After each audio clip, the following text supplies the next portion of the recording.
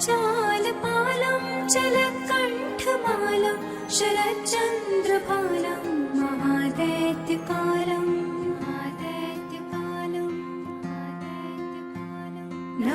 नभोनीलकायं दुरावारमायं सुपद्मासहायं भजेऽहं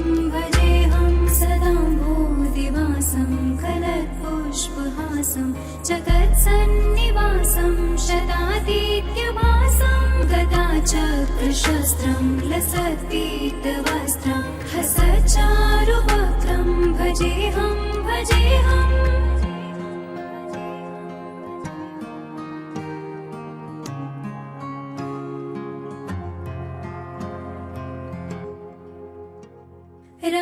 रमाकण्ठहारं श्रुतिव्रातसारं जरान्तर्विहारं धराभारहारं चिदानन्दरूपं मनोज्ञस्वरूपं धृतानेकरूपं भजेऽहं जराजन्महीनं परानन्दपीनं समाधानलीनं सदैवानवीनं जगज्जन्महेतुं सुरानीककेतुं त्रिलोकैकसेतुं भजेऽहं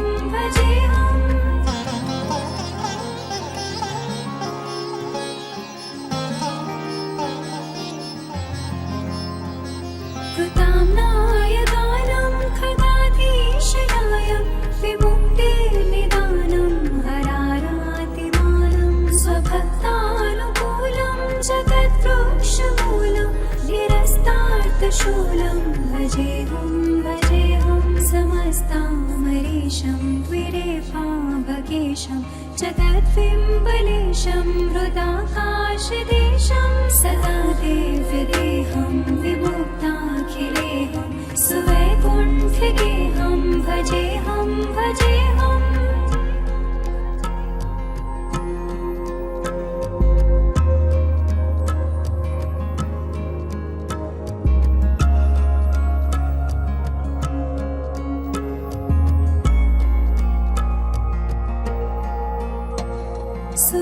सुरालीबलिष्ठं त्रिलोकीवरिष्ठं कुरूणाकरिष्ठं स्वरूपैकनिष्ठं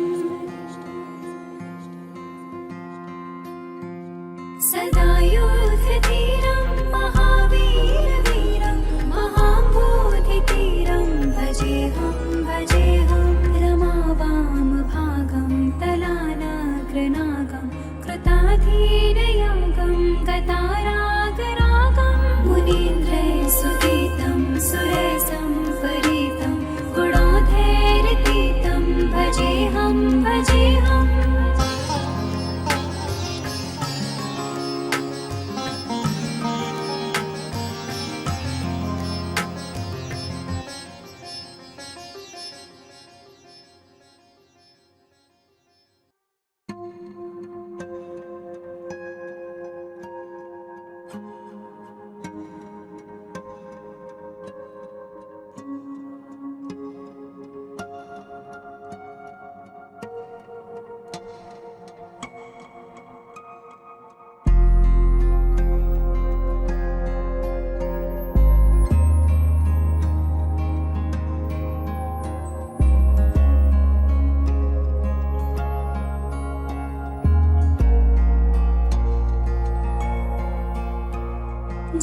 जगज्जालपालं जलकण्ठमालं शरच्चन्द्रभालं महादैत्यकालं नभोनीलकायं दुरावारमायं सुपद्मासहायं भजेऽहं सदाम्भोदिवासं कलत्पुष्पहासं जगत्सन्निवासं शतादित्यभासं गदाचक्रशस्त्रं लसत्पीतवस्त्रं हसच्चारुवक्त्रं भजेऽहं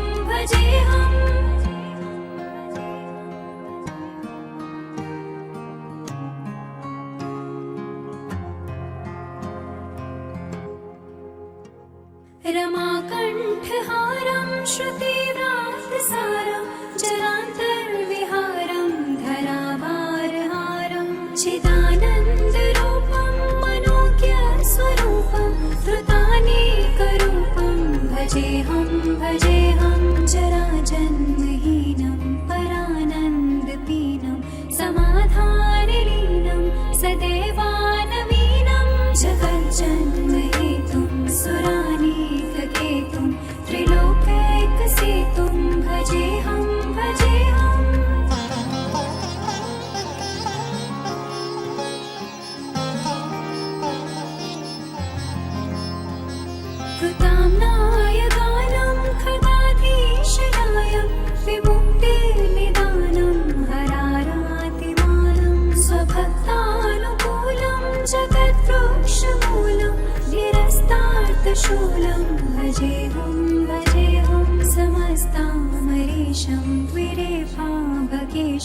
जगद्बिम्बलेशं हृदाकाशदेशं सदा देव्यदेहं विमुक्ताखिलेहं सुवैकुण्ठगेहं भजेऽहं भजेऽहम्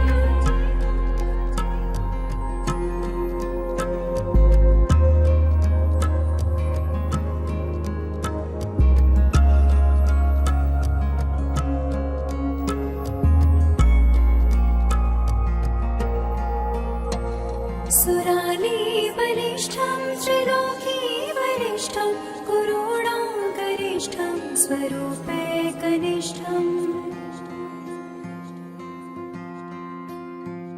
सदा योधधीरं महावीरवीरं महाम्बोधितीरं भजेऽहं भजेऽहं रमावामभागं तलानाग्रनागं कृताधीनयागं गतारागरागं मुनीन्द्रैः सुगीतं सुरसंपरीतं गुणोधैरतीतं भजेऽहं भजेऽहम्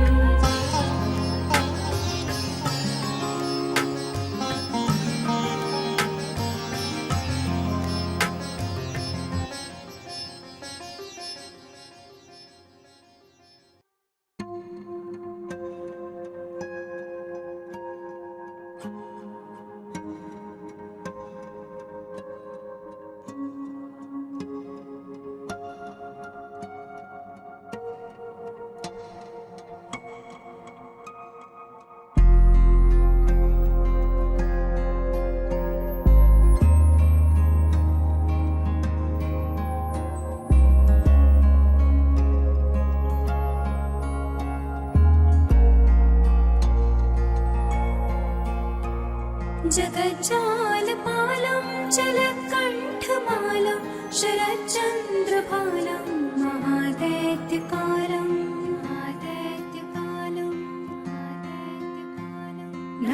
नभोनीलकायं दुरावारमायं सुपद्मासहायं भजेऽहं भजेऽहं सदा भूदिवासं कलत्पुष्पहासं जगत्सन्निवासं शतादित्यभासं गदाचक्रशस्त्रं लसत्पीतवस्त्रं हसच्चारुवक्त्रं भजेऽहं भजेऽहम्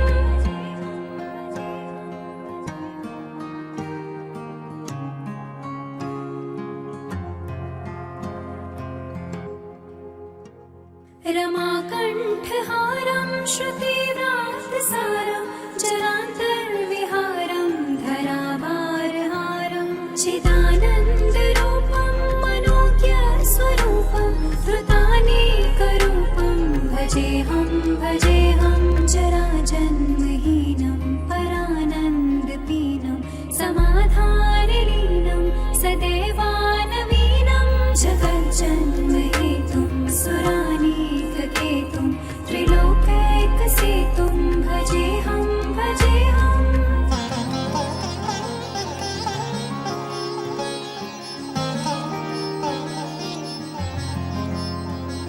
कृताम्नाय गानं खगाधीशनायं विमुक्तिर्निदानं हरारातिमानं स्वभक्तानुकूलं जगद्वृक्षमूलं निरस्तार्थशूलं भजेऽहं भजेऽहं समस्तामरीशं द्विरेफाभगेशं जगद्बिम्बलेशं हृदाकाशदेशं सदा देव्यदेहं विमुक्ताखिलेहं सुवैकुण्ठगेहं भजेऽहं भजेऽहम्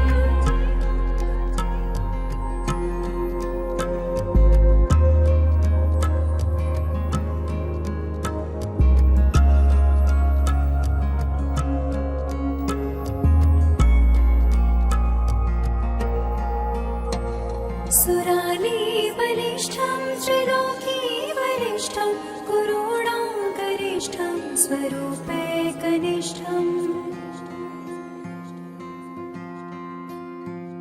सदा योधधीरं महावीरवीरं महाम्बोधितीरं भजेऽहं भजेऽहं रमावामभागं तलानाग्रनागं कृताधीनयागं गतारागरागं सुरसंपरीतं गुणोधैर्यतीतं भजेऽहं भजेऽहम्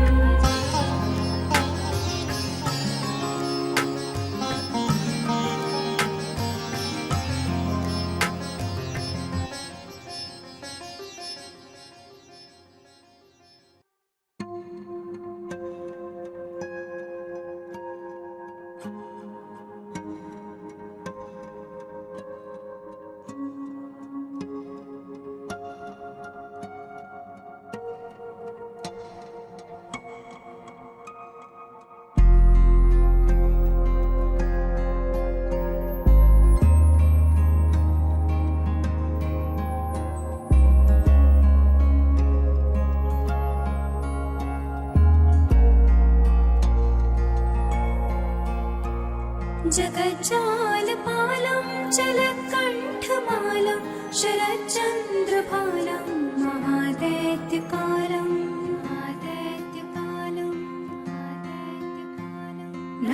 नभोनीलकायं दुरावारमायं सुपद्मासहायं भजेऽहं भजेऽहं सदाम्भोदिवासं कलत्पुष्पहासं जगत्सन्निवासं शतादित्यभासं गदाचक्रशस्त्रं लसत्पीतवस्त्रं हसच्चारुवक्त्रं भजेऽहं भजेऽहम्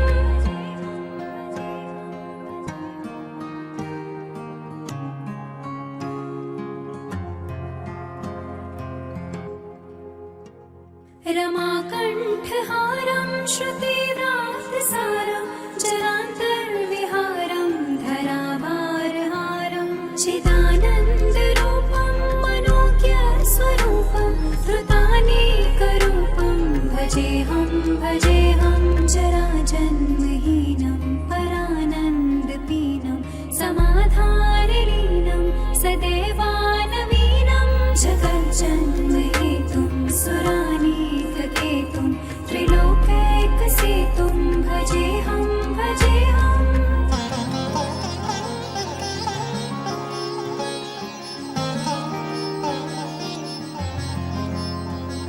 कृताम्नाय गानं खगाधीशनायं विमुक्तिर्निदानं हरारातिमानं स्वभक्तानुकूलं जगद्वृक्षमूलं निरस्तार्थशूलं भजेऽहं भजेऽहं समस्तामरीशं द्विरेफाभकेशं जगद्बिम्बलेशं हृदाकाशदेशं सदा देव्यदेहं विमुक्ताखिलेहं सुवैकुण्ठगेहं भजेऽहं भजेऽहम्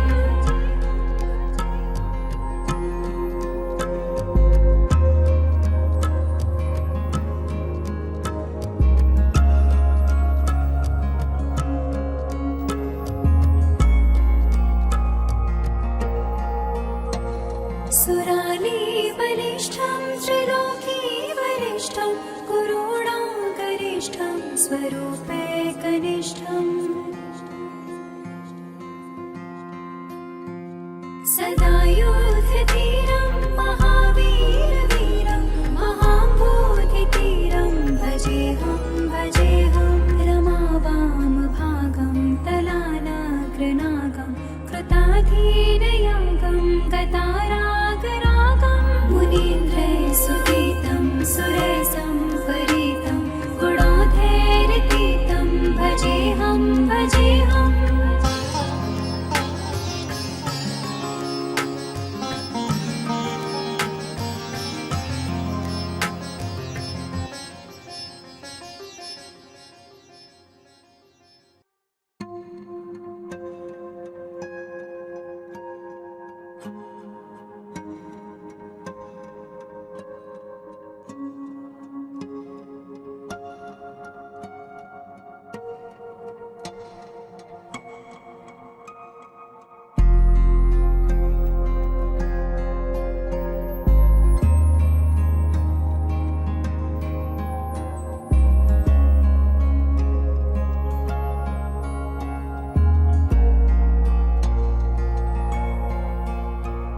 जगज्जालपालं जलकण्ठमालं शरच्चन्द्रभालं महादैत्यकालं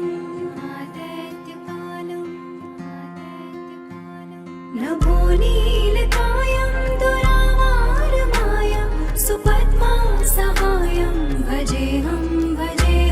सदाम्भोदिवासं कलत्पुष्पहासं जगत्सन्निवासं शतादित्यभासं गदाचक्रशस्त्रं लसत्पीतवस्त्रं हसच्चारुवक्त्रं भजेऽहं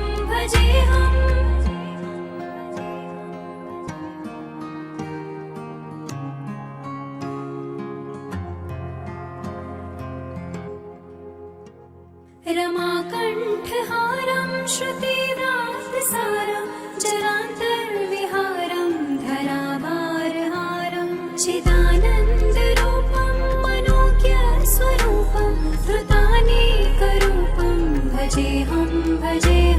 जराजन्महीनं परानन्दपीनं समाधानलीनं सदैवानवीनं जगज्जन्महेतुं सुरानीककेतुं त्रिलोकैकसेतुं भजेऽहं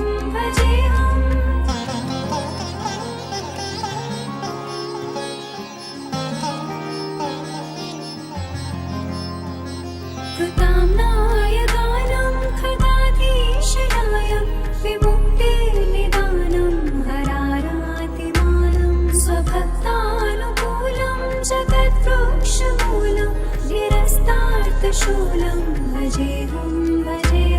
समस्तामरीशं द्विरेफाभगेशं जगद्बिम्बलेशं हृदाकाशदेशं सदा देव्यदेहं विमुक्ताखिलेहं सुवैकुण्ठगेहं भजेऽहं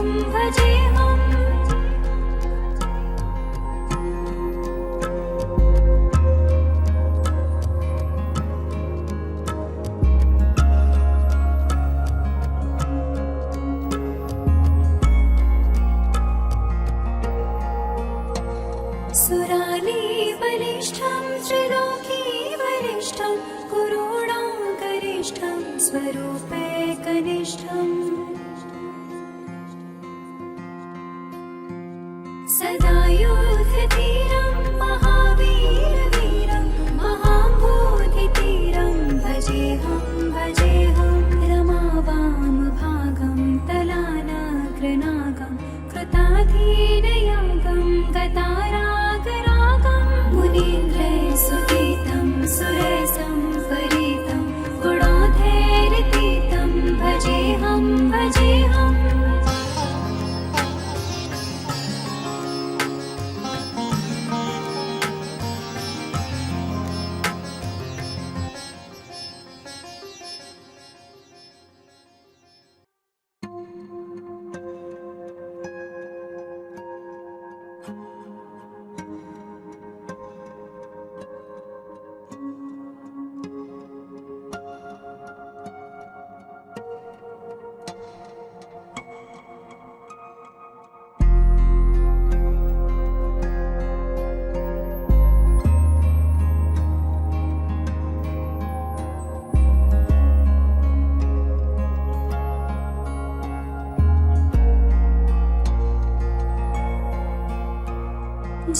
जगज्जालपालं जलकण्ठमालं शरच्चन्द्रभालं महादैत्यकालं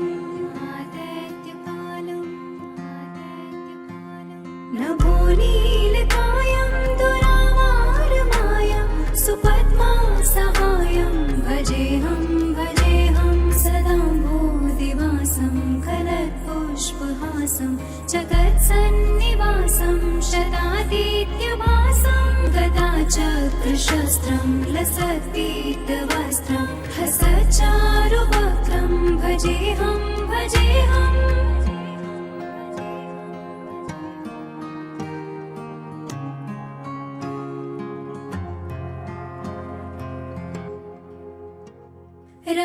रमाकण्ठहारं श्रुतिव्रातसारं जरान्तर्विहारं धराभारहारं चिदानन्दरूपं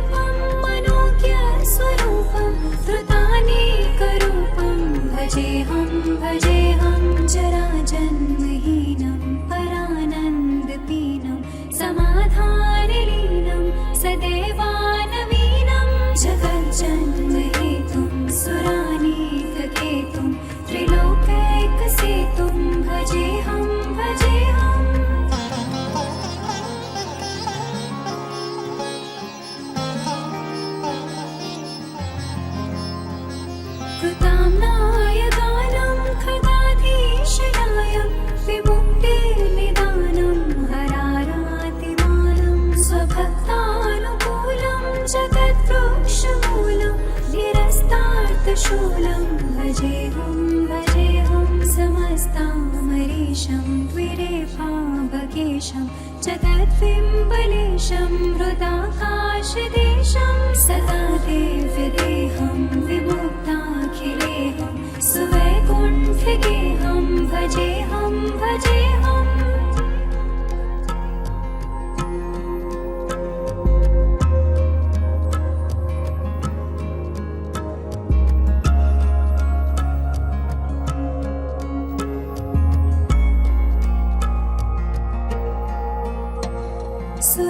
सुरालीबलिष्ठं त्रिलोकीबलिष्ठं गुरूणागरिष्ठं स्वरूपैकनिष्ठम्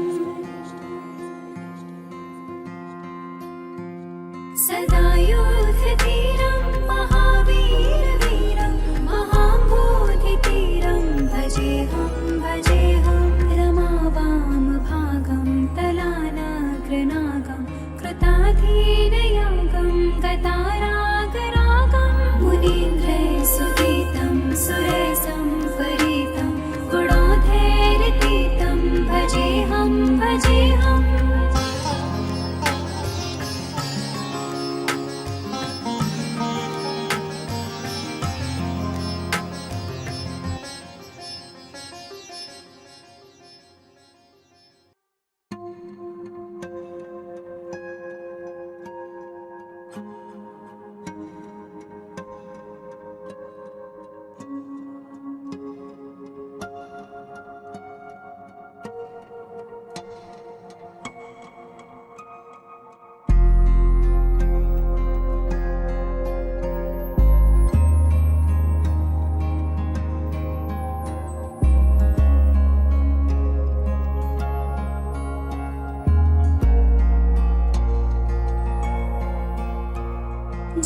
जगज्जालपालं जलकण्ठमालं शरच्चन्द्रभालं महादैत्यकालं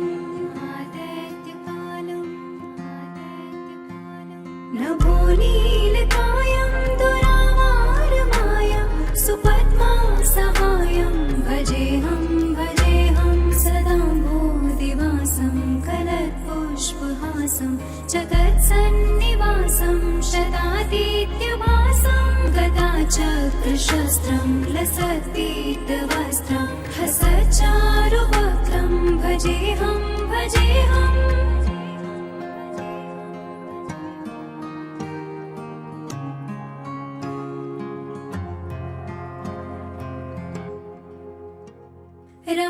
रमाकण्ठहारं श्रुतिव्रातसारं जरान्तर्विहारं धराभारहारं चिदानन्दरूपं मनोज्ञस्वरूपं धृतानेकरूपं भजेऽहं जराजन्महीनं परानन्दपीनं समाधानलीनं सदैवानवीनं जगज्जन्महेतुं सुरानीककेतुं त्रिलोकैकसेतुं भजेऽहं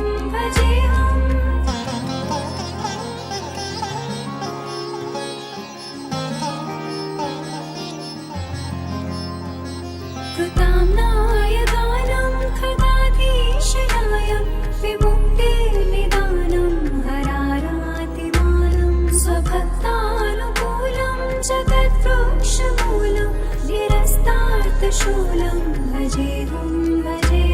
समस्तामरीशं द्विरेफाभकेशं जगद्बिम्बलेशं हृदाकाशदेशं सदा देव्यदेहं विमुक्ताखिलेहं सुवैकुण्ठिकेहं भजेऽहं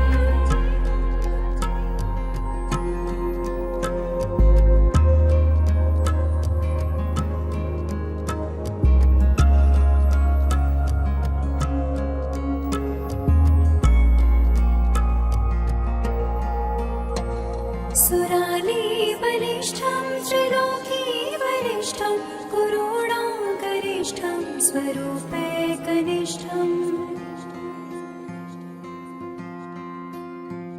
सदा योधतीरं महावीरवीरं महाम्बोधितीरं भजेऽहं रमावा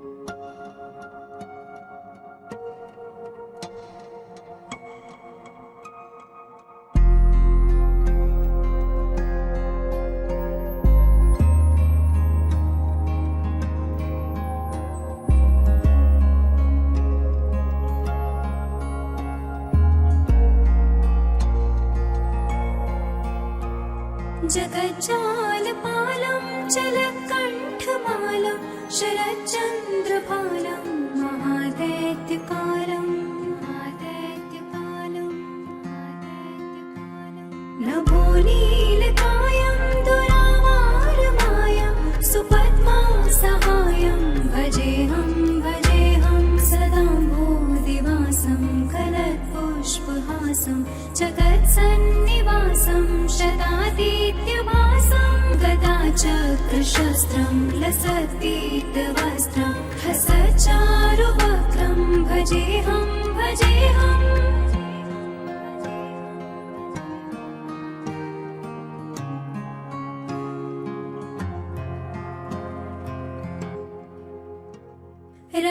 रमाकण्ठहारं श्रुतिव्रातसारं जरान्तर्विहारं धराभारहारं चिदानन्दरूपं मनोज्ञस्वरूपं धृतानेकरूपं भजेऽहं जराजन्महीनं परानन्दपीनं समाधानलीनं सदैवानवीनं जगज्जन्महेतुं सुरानीककेतुं त्रिलोकैकसेतुं भजेऽहं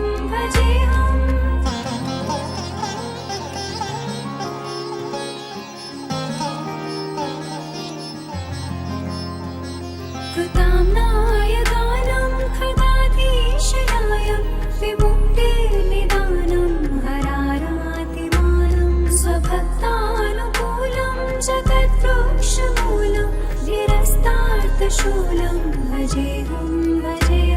समस्तामरीशं द्विरेफाभगेशं जगद्बिम्बलेशं हृदाकाशदेशं सदा देव्यदेहं विमुक्ताखिलेहं सुवैकुण्ठगेहं भजेऽहं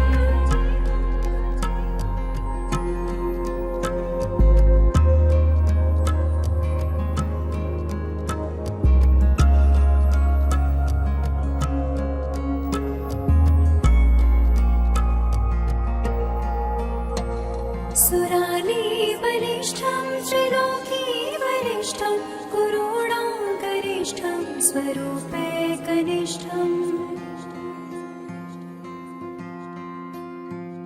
सदा योद्धधीरं महावीरवीरं महाम्बोधितीरं भजेऽहं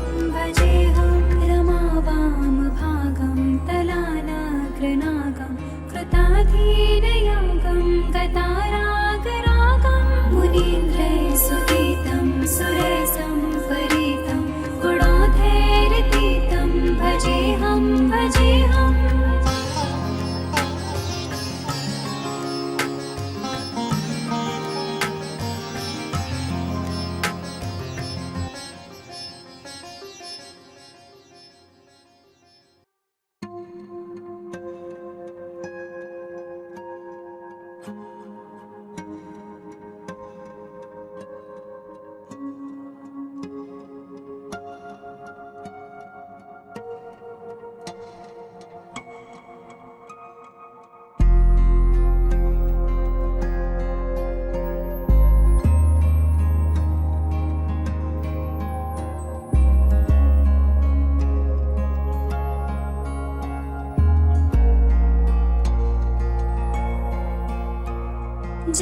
जगज्जालपालं जलकण्ठमालं शरच्चन्द्रभालं महादैत्यकालं नभो नीलकायं दुरावारमायं सुपद्मा सहायं भजेऽहं सदाम्भोदिवासं कलत्पुष्पहासं जगत्सन्निवासं शतादित्यभासं गदाचक्रशस्त्रं लसत्पीतवस्त्रं हसच्चारुवक्त्रं भजेऽहं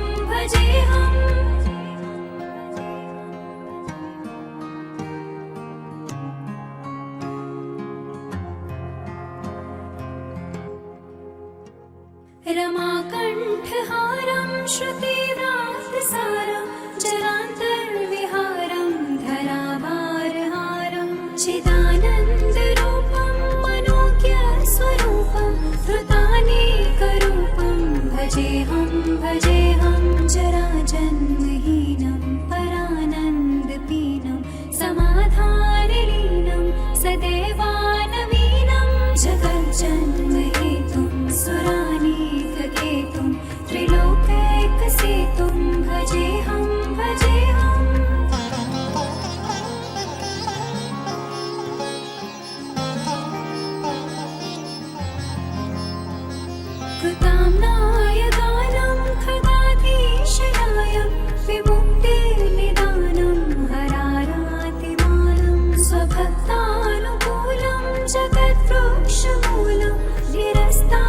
शूलं भजेऽहं समस्तामरीशं द्विरेफाभकेशं जगद्बिम्बलेशं हृदाकाशदेशं सदा देव्यदेहं विमुक्ताखिलेऽहं सुवैकुण्ठिकेऽहं भजेऽहं भजेऽहम्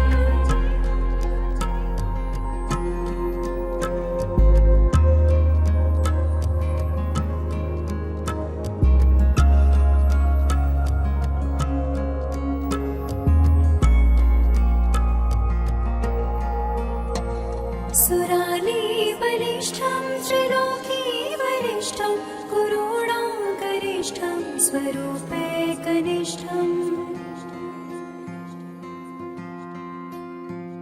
सदा योद्धधीरं महावीरवीरं महाम्बोधितीरं भजेऽहं भजेऽहं रमावामभागं तलानग्रनागं कृताधीनयागं गतारागरागं मुनीन्द्रैः सुरैः संवरितं गुणोधैर्यतीतं भजेऽहं भजेऽहम्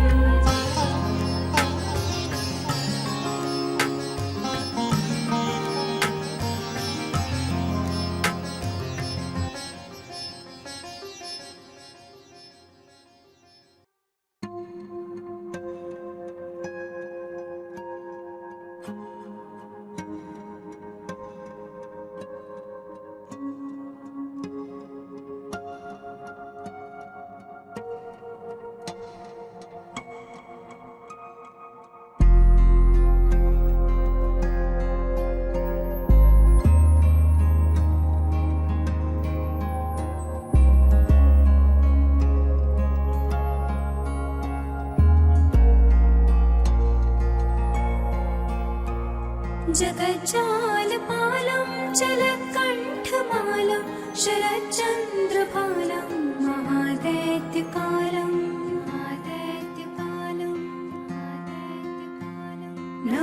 नभोनीलकायं दुरावारमायं सुपद्मासहायं भजेऽहं भजेऽहं सदाम्भोदिवासं कलत्पुष्पहासं जगत्सन्निवासं शतादित्यभासं गदाचक्रशस्त्रं लसत्पीतवस्त्रं हसच्चारुवक्त्रं भजेऽहं भजेऽहम्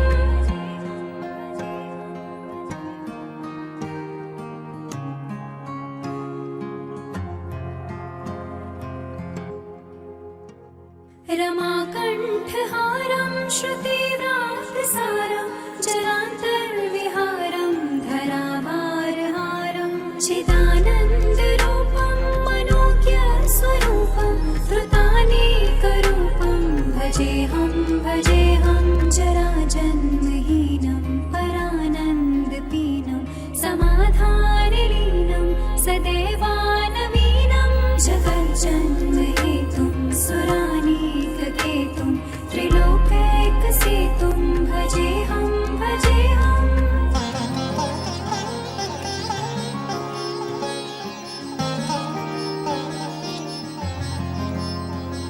कृताम्नाय गानं खगाधीशनायं विमुक्तिर्निदानं हरारातिमानं स्वभक्तानुकूलं जगद्वृक्षमूलं निरस्तार्थशूलं भजेऽहं भजेऽहं समस्तामरीशं द्विरेफाभकेशं जगद्बिम्बलेशं हृदाकाशदेशं सदा देव्यदेहं विमुक्ताखिलेऽहं सुवैकुण्ठिकेऽहं भजेऽहं भजेऽहम्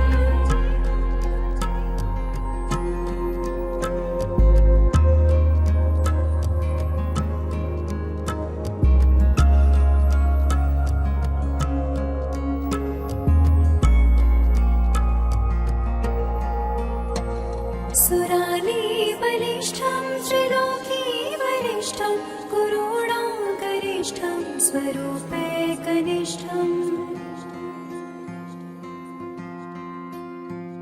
सदा योद्धधीरं महावीरवीरं महाम्बोधितीरं भजेऽहं भजेऽहं रमा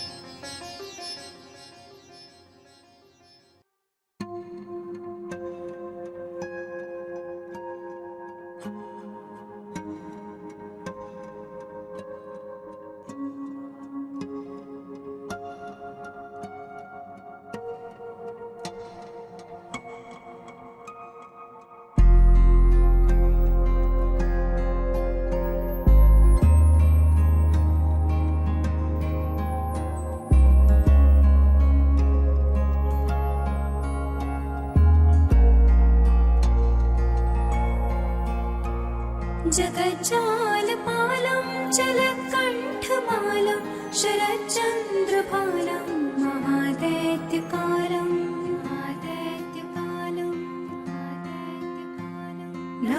नभोनीलकायं दुरावारमायं सुपद्मा सहायं भजेऽहं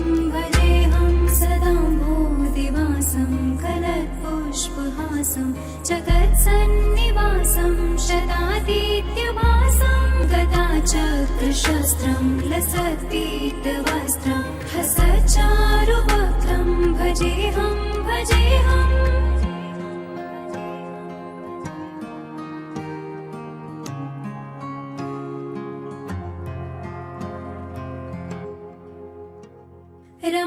रमाकण्ठहारं श्रुतिव्रातसारं जरान्तर्विहारं धराभारहारं चिदानन्दरूपं मनोज्ञस्वरूपं धृतानेकरूपं भजेऽहं जराजन्महीनं परानन्दपीनं समाधानलीनं सदैवानवीनं जगज्जन्महेतुं सुरानीककेतुं त्रिलोकैकसेतुं भजेऽहं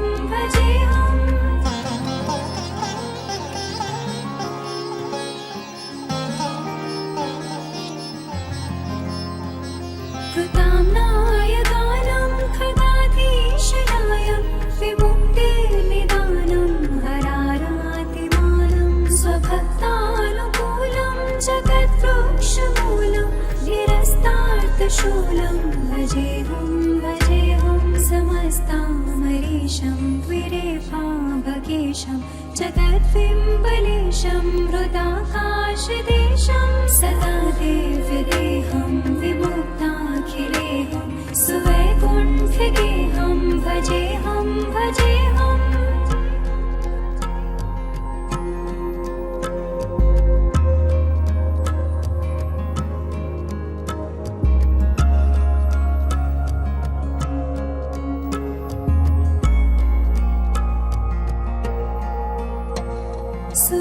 सुरालीबलिष्ठं त्रिलोकीवरिष्ठं कुरूणाकरिष्ठं स्वरूपैकनिष्ठम्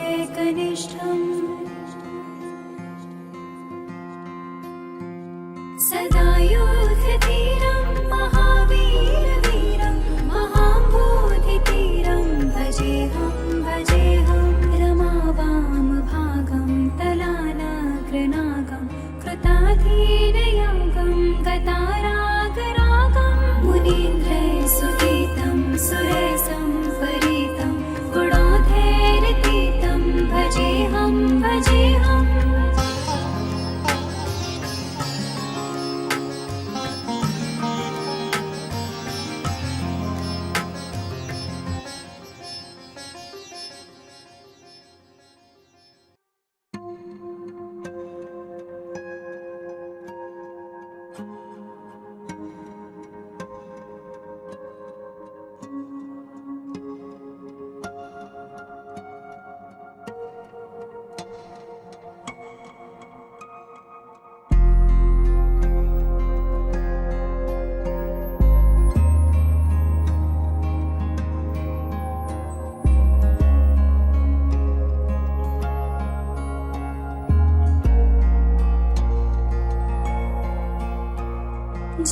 जगज्जालपालं जलकण्ठमालं शरच्चन्द्रभालं महादैत्यकालं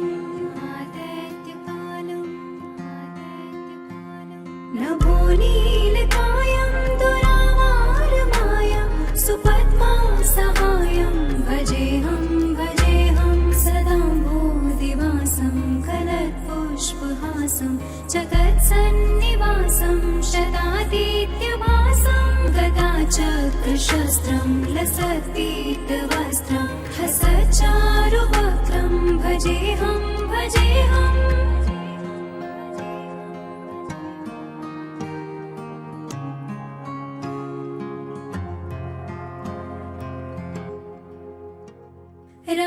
रमाकण्ठहारं श्रुतिव्रातसारं जरान्तर्विहारं धराभारहारं चिदानन्दरूपं मनोज्ञस्वरूपं धृतानेकरूपं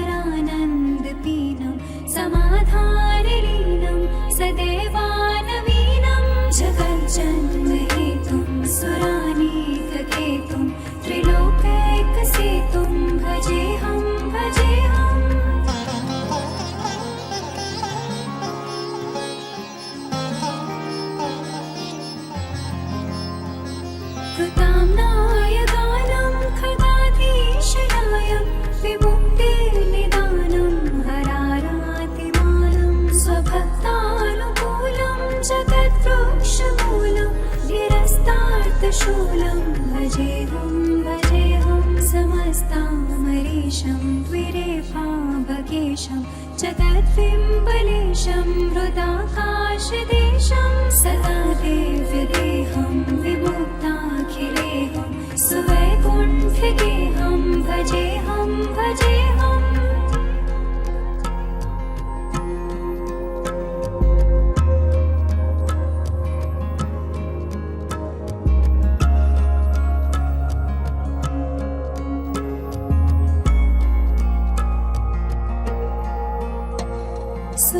सुरालीबलिष्ठं त्रिलोकीवरिष्ठं गुरूणागरिष्ठं स्वरूपैकनिष्ठम्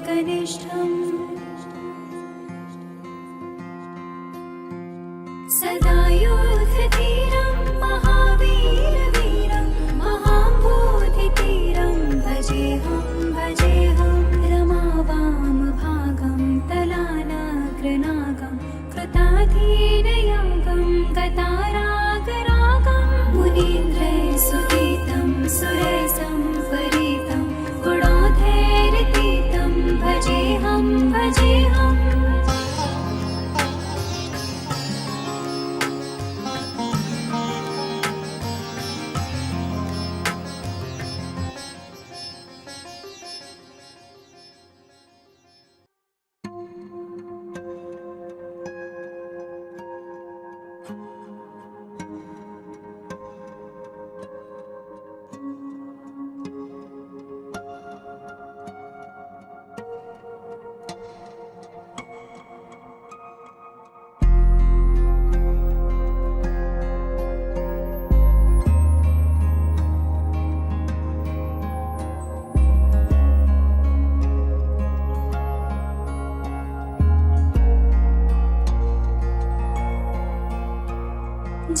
जगज्जालपालं जलकण्ठमालं शरच्चन्द्रभालं महादैत्यकालं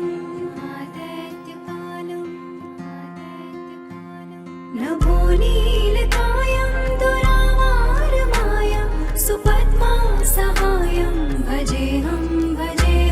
सदाम्भोदिवासं कनत्पुष्पहासं जगत्सन्निवासं शतादित्यभासं गदाचक्रशस्त्रं लसत्पीतवस्त्रं हसच्चारुवक्त्रं भजेऽहं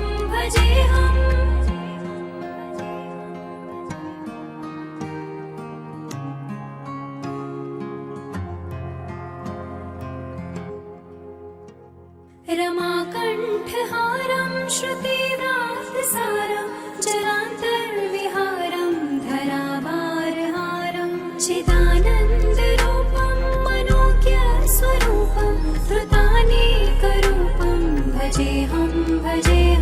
जराजन्महीनं परानन्दपीनं समाधानलीनं सदैवानवीनं जगज्जन्महेतुं सुरानीककेतुं त्रिलोकैकसेतुं भजेऽहं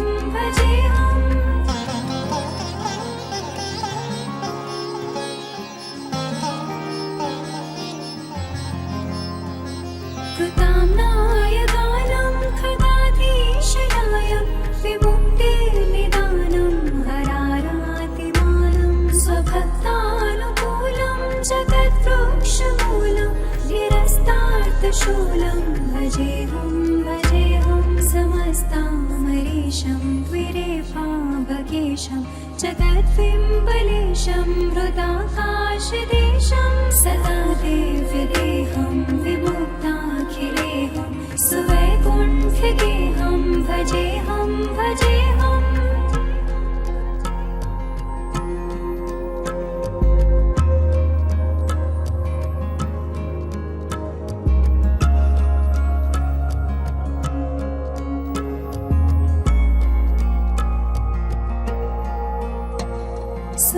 सुरालीबलिष्ठं त्रिलोकीवरिष्ठं गुरूणागरिष्ठं स्वरूपैकनिष्ठम्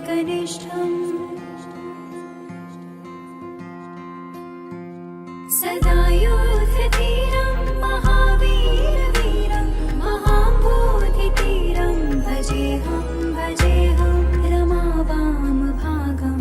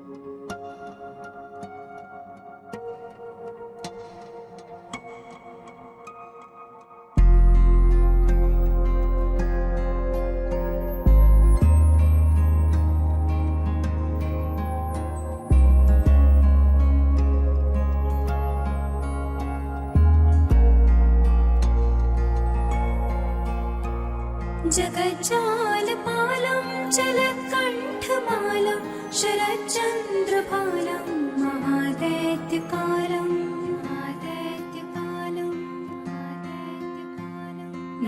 नभोनीलकायं दुरावारमायं सुपद्मा सहायं भजेऽहं सदा भूदिवासं कलत्पुष्पहासं जगत्सन्निवासं शतादित्यभासं गदाचक्रशस्त्रं लसत्पीतवस्त्रं हसच्चारुवक्त्रं भजेऽहं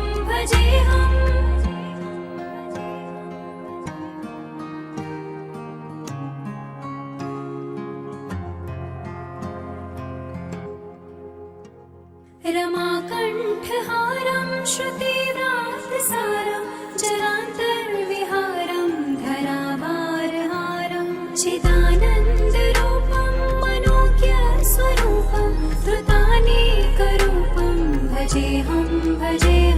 जराजन्महीनं परानन्दपीनं समाधानलीनं सदैवानवीनं जगज्जन्महेतुं सुरानीककेतुं त्रिलोकैकसेतुं भजेऽहं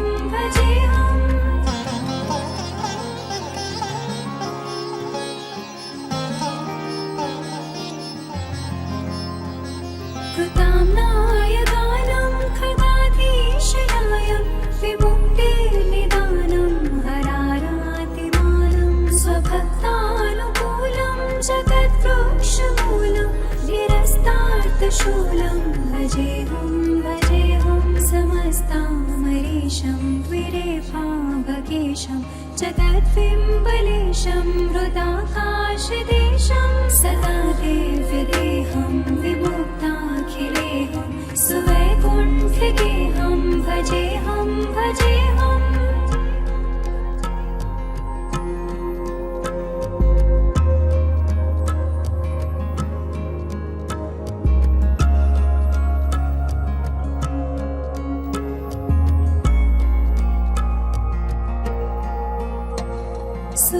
सुरालीबलिष्ठं त्रिलोकीबलिष्ठं गुरूणागरिष्ठं स्वरूपैकनिष्ठम्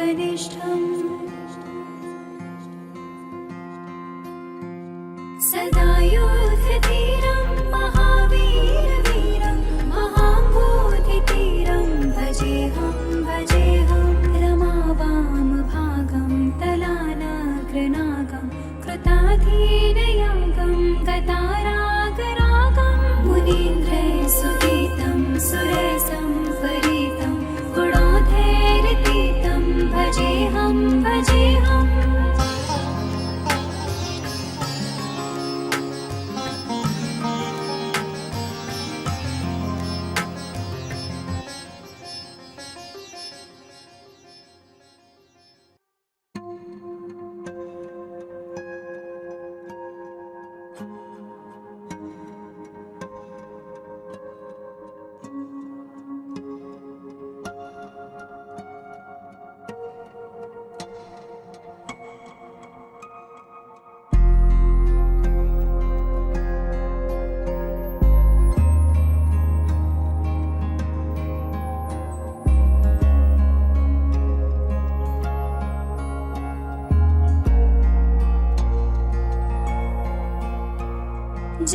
जगज्जालपालं जलकण्ठमालं शरच्चन्द्रभालं महादैत्यकालं नभोनीलकायं दुरावारमायं सुपद्मा सहायं भजेऽहं सदा भूदिवासं कलत्पुष्पहासं जगत्सन्निवासं शतादित्यभासं गदाचक्रशस्त्रं लसत्पीतवस्त्रं हसच्चारुवक्त्रं भजेऽहं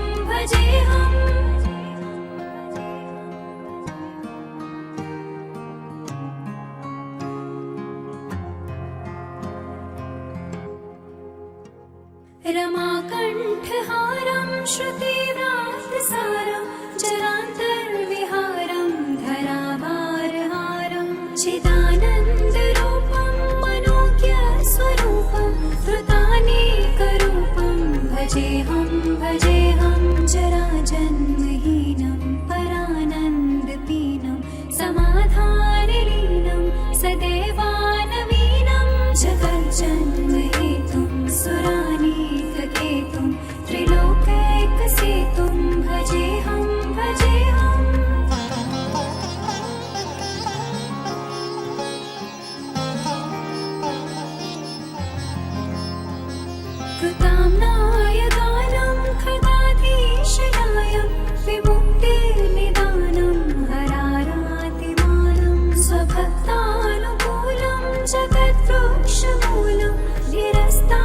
शूलं भजेऽहं समस्तामरीशं द्विरेफाभकेशं जगद्बिम्बलेशं हृदाकाशदेशं सदा देव्यदेहं विमुक्ताखिलेहं सुवैकुण्ठगेहं भजेऽहं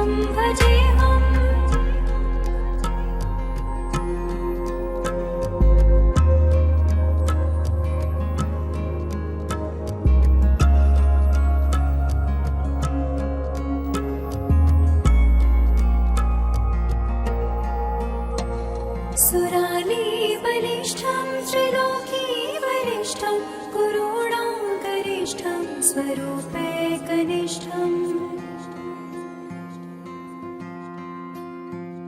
सदा योधधीरं महावीरवीरं महाम्बोधितीरं भजेऽहं रमावामभागं तलानग्रनागं कृताधीनयागं गतारागरागं मुनीन्द्रैः सुगीतं सुरसं परितं गुणोधैरतीतं भजेऽहं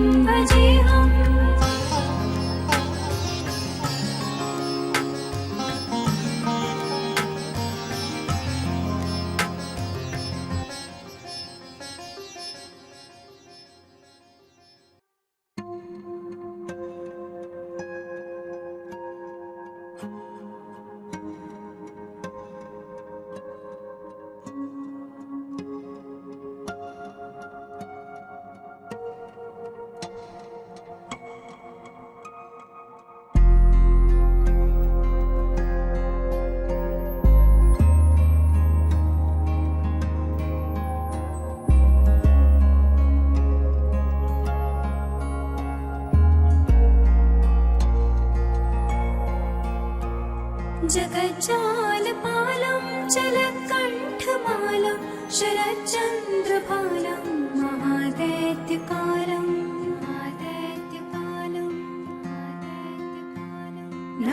नभोनीलकायं दुरावारमायं सुपद्मां सहायं भजेऽहं सदाम्बोधिवासं कलत्पुष्पहासं जगत्सन्निवासं शतादित्यभासं गदाचक्रशस्त्रं लसत्पीतवस्त्रं हसच्चारुवक्त्रं भजेऽहं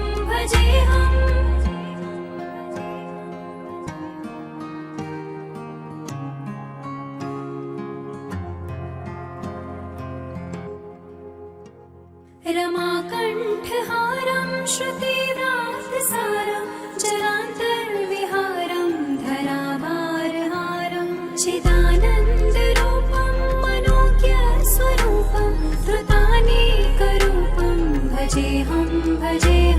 जराजन्महीनं परानन्दपीनं समाधानलीनं सदैवानवीनं जगज्जन्महेतुं सुरानीककेतुं त्रिलोकैकसेतुं भजेऽहं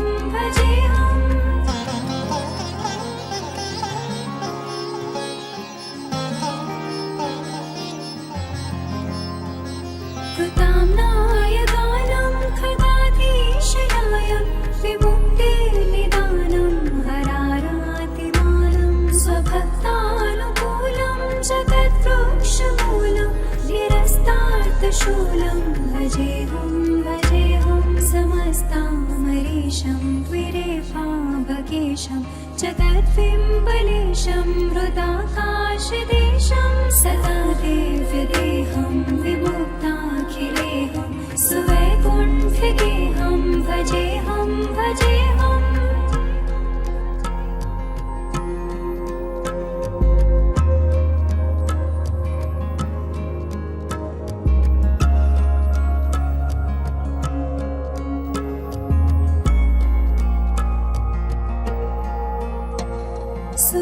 सुरालीबलिष्ठं त्रिलोकीवरिष्ठं कुरूणाकरिष्ठं स्वरूपैकनिष्ठम्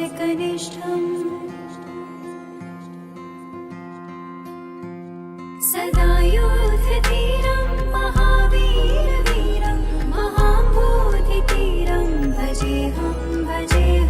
रमावामभागं